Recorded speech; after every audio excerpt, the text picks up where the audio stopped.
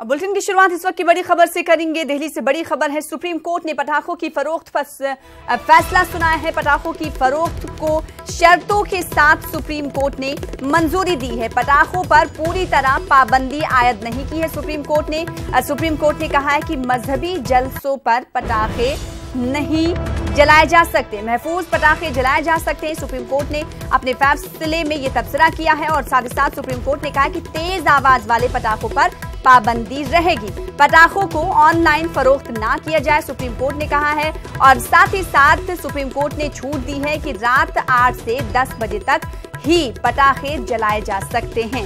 इस वक्त की बड़ी खबर सुप्रीम कोर्ट के फैसले के हवाले से पटाखों की फरोख्त पर सुप्रीम कोर्ट ने अहम फैसला सुनाया है। सुप्रीम कोर्ट ने मुकम्मल तौर पर पटाखों की खरीदो फरोख्त पर पाबंदी आयद नहीं की है। सुप्रीम कोर्ट ने कई शर्तें आयद की हैं, कई शर्तें आयद करते हुए पटाखों को मंजूरी दी है। पटाखों पर पूरी तरीके से एक तरह से सुप्रीम कोर्ट ने पाबंदी नहीं लगाई है। सुप्रीम कोर्ट ने कहा है मजहबी जलसों पर पटाखों पर पाबंदी रहेगी और साथ ही साथ महफूज पटाखे जलाए जा सकते हैं और पटाखों को ऑनलाइन फरोख्त ना किया जाए। सुप्रीम कोर्ट ने कहा है रात 8 से 10 बजे तक ही पटाखे जलाए जा सकते हैं, सुप्रीम कोर्ट ने अपने फैसले में कहा है।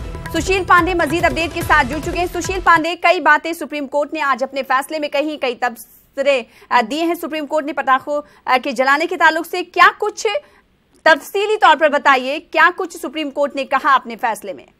जी देखिए, सुप्रीम कोर्ट ने अपने फैसले में अहम आदेश दिया है। सुप्रीम कोर्ट ने ब्लैंकेट बैन, पटाखों को चलाने और बेचने पर रोक लगाने से इनकार किया है। सुप्रीम कोर्ट ने अपने आदेश में साफ तौर से ये कहा है कि फिलहाल जो पटाखे हैं उन पटाखों को 8 बजे से 10 बजे तक दीपावली में चलाया जा सकता है। ये आदेश फिलहाल सुप्रीम कोर्ट का है। सुप्रीम कोर्ट ने अपने आदेश में ये कहा है कि कम प्रदूषण वाले जो पटाखे हैं वही जलाए जाएं और इसकी जिम्मेदारी सेंट्रल पोल्यूशन कंट्रोल बोर्ड, राज्य के जो प्रदूषण कंट्रोल बोर्ड है उनको दिया है। साथ ही साथ राज्य सरकार को भी ये दिया है।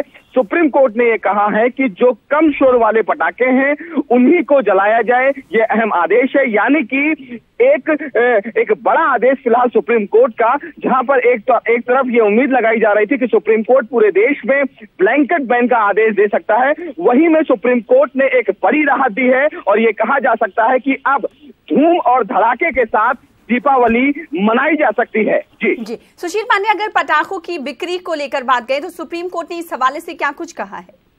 देखिए, अगर पटाखे की बिक्री की बात करें तो सुप्रीम कोर्ट ने अपने आदेश में कहा है कि ग्रीन पटाखे, यानी कि जो कम प्रदूषण वाले जो पटाखे हैं उन्हीं को बेचा जाएगा और एक मात्रा निर्धारित की जाएगी कि उतनी ही मात्रा के पटाखे उन तमाम लोगों को दिया जाएगा। सेंट्रल पोल्यूशन कंट्रोल बोर्ड को ये कहा है कि वो सुनिश्चित करेंगे कि जो पटाखे बनाने वाली कंपनियां हैं वो हानिकारक जो पदार्थ हैं उनका यूज नहीं कर रहे हैं और कम प्रदूषण फैलाने वाले पटाखों को ही वो बाजार में बेच रहे हैं। जी बेहद शुक्रिया सुशील पांडे हमारे साथ जुड़ने के लिए, अपडेट फराहम करने के लिए। पटाखों की फरोख्त पर सुप्रीम कोर्ट ने बड़ा फैसला सुनाया है।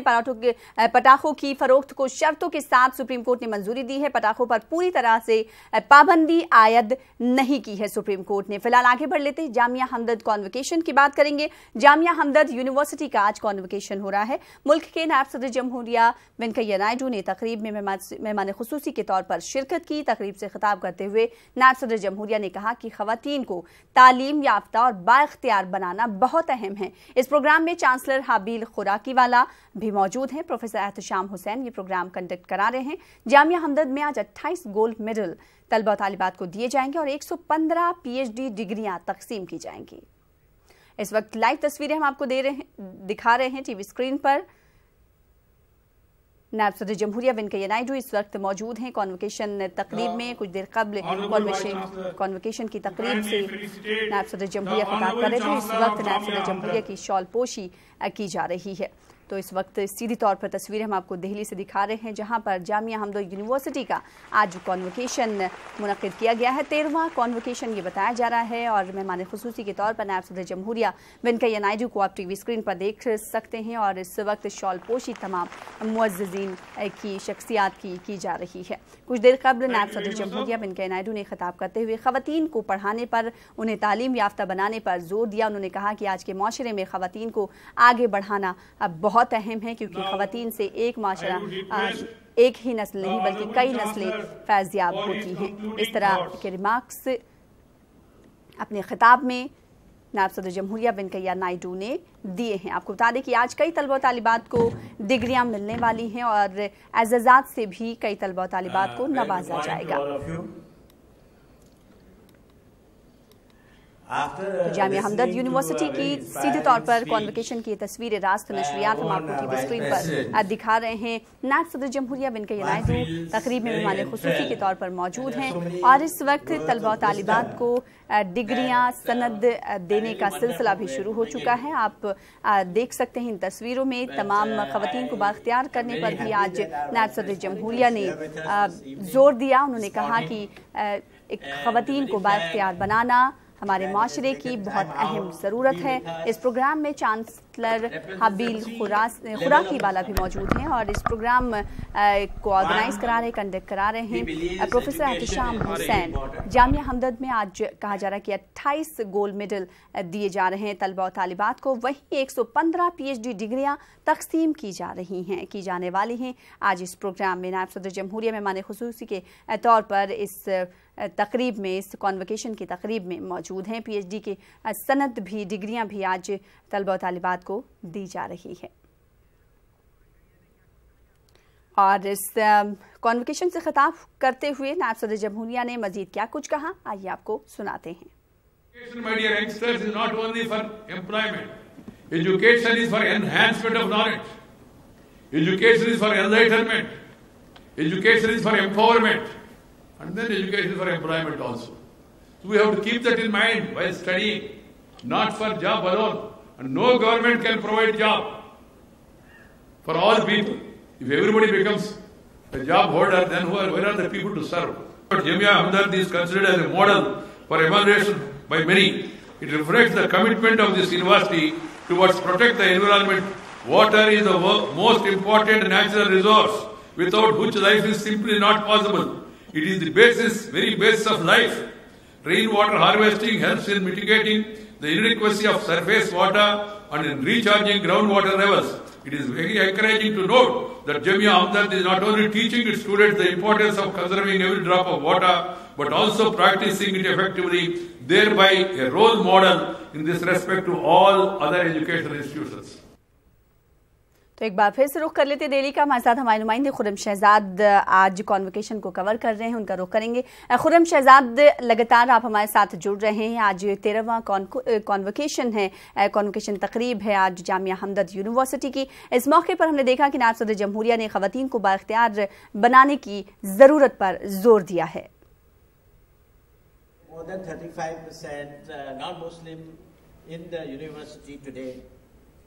And what is very important and very unique, which I don't believe many universities will have, that the ratio of students to professors or assistant associate professor put together बिल्कुल सना नायब सदर जमहूरिया ने ख़ासतौर से ये बात कही कि उन्हें इस बात की खुशी है कि वो जब भी कहीं पर जो गोल्ड मेडलिस्ट होते हैं उनको मुबारकबाद देते हैं, उनको जो है नवाजा जाता है, तो वहाँ पर यहाँ पर एक ख़ास बात जो देखने में है कि 60% जो ख़वातीन हैं यानी कि लड़कियाँ हैं जो स्टूडेंट हैं उन्होंने जो है टॉप किया है।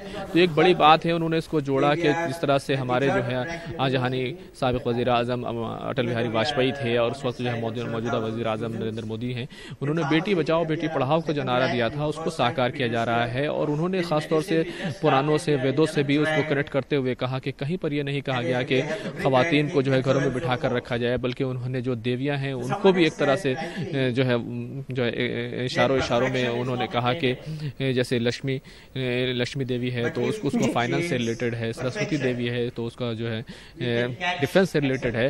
तो लड़कियों को आगे बढ़ाने के लिए जो है वो न सिर्फ उन्हें जो तालीम दी जानी चाहिए बल्कि उनको जो है बराबरी का हक और इज्जत दी जानी चाहिए, ये बड़ी बात कही है। इसी के साथ साथ उन्हें तलबा से ये भी कहा कि वो तैयार रहें, क्योंकि कोई भी इदारा है उन्हें जो है वो ज़िंदगी की जंग के लिए तैयार कर सकता है, लेकिन एकेडमिक एक्सीलेंस बनाएं, देश को आगे बढ़ाएं। इसी के साथ साथ उन्होंने ये भी कहा कि सेहतमंद रहें और फिजिकल ट्रेनिंग के उन्होंने खुद कहा कि वो अभी यहाँ आने से पहले भी 1 घंटा बैडमिंटन खेल कर आए हैं।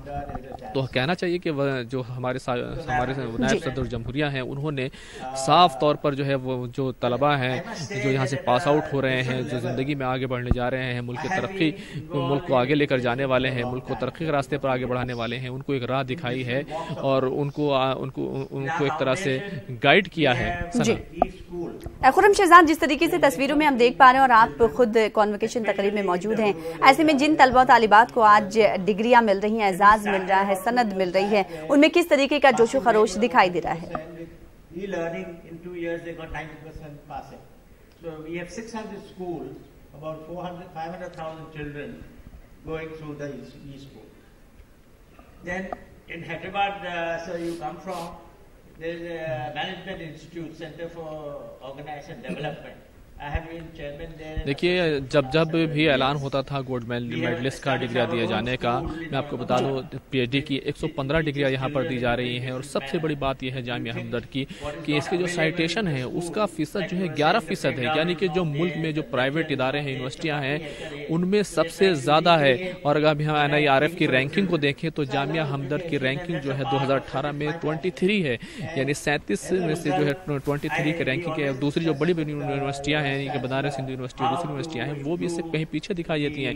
और सबसे बड़ी बात यह है कि प्राइवेट यूनिवर्सिटी है, यानी कि डीम्ड यूनिवर्सिटी के तौर पर जो जामिया हमदर्द है वो कहीं ना कहीं आगे बढ़ा है। पिछले दिनों यहाँ पर लॉ फैकल्टी का भी कायम हुआ था और इनको डबल मैंडेट दिया गया, यानी कि 60 सीटें मांगी गई थी और 120 के करीब सीटों को यहाँ पर इनको अलॉट किया गया था। तो वो डिपार्टमेंट में यहाँ शुरू हो रहा है और हकीम अब्दुल हमीद ने जो एक ख्वाब देखा था जामिया हमदर्द को लेकर के, वो भी नजर आ रहा है। और एक खास बात और मैं आपको और बताना चाहूँगा, जो हालांकि नायब सदर जमहूरिया ने अभी कहा कि किसी भी चीज़ को मजहब की बुनियाद पर नहीं देखा जाना चाहिए, किसी के साथ तफरीक नहीं होनी चाहिए। तो हमारे जो मुस्लिम कौम है उसका कहीं ना कहीं रिप्रेजेंटेशन जो है वो यूनिवर्सिटी के टॉपर्स में ख़ास तौर से नज़र आया है। लड़कियां हैं, उन्होंने बाजी मारी है, चाहे वो साइंस और टेक्नोलॉजी की बात हो, चाहे वो मेडिकल की फील्ड हो, चाहे वो इंजीनियरिंग का मैदान हो, हर जगह जो है मुस्लिम बच्चियाँ और गैर मुस्लिम बच्चियाँ दोनों साथ साथ जो है वो एक साथ खड़ी नज़र आई हैं। तो एक बहुत बड़ा चेंज जो है वो यहाँ पर दिखाई दे रहा है। और कहना चाहिए हकीम साहब ने जिस तरह से इस यूनिवर्सिटी का क़याम किया था और जिस मकसद के लिए क़याम किया था, चाहे वो यूनानी को आगे बढ़ाने का मामला हो, क्योंकि दूसरे नंबर पर यूनानी की रैंकिंग है, पिछले साल वो पहले रैंकिंग पर थे, तो वो ख्वाब जो है वो पूरा होता हुआ यहाँ पर नजर आ रहा है। जाहिर सी बात है, तो जो ख्वाब देखा गया था जामिया हमदर्द यूनिवर्सिटी के क़याम को लेकर, वो ख्वाब शर्मिंदे ताबीर होता हुआ दिखाई दे रहा है। बेहद शुक्रिया खुर्रम शहजाद हमारे साथ जुड़ने के लिए और तस्वीरें दिखाने के लिए, बातचीत करने के लिए। फिलहाल आगे बढ़ेंगे। कांग्रेस पार्टी आज किसानों के मसाइल पर पार्लियामेंट का घेराव करेगी। ये घेराव किसान खेत मजदूर कांग्रेस के बैनर तले होगा। कांग्रेस मोदी हुकूमत की किसान मुखालिफ पॉलिसी पर एहतजाज कर रही है। किसान खेत मजदूर कांग्रेस के सदर नाना पटोले के मुताबिक इस एहतजाज में मुल्क भर से बड़ी तादाद में किसान इकट्ठा होंगे और मोदी सरकार की जानिब से किए गए झूठे वादों के पोल खोलेंगे। आपको बता दें कि इस एहतजाज को जवाब दो हिसाब दो का नाम दिया गया है। बात रही कि इससे पहले भी किसानों ने कई बार बड़े पैमाने पर एहतजाज दर्ज किया है और इस एहतजाज में कहा जा रहा है कि कांग्रेस सदर राहुल गांधी भी शिरकत कर सकते हैं और साथ ही साथ बैरिकेडिंग भी पार्लियामेंट स्ट्रीट पर की गई है, यानी इस एहतजाज को नाकाम बनाने की कोशिश भी की जा रही है।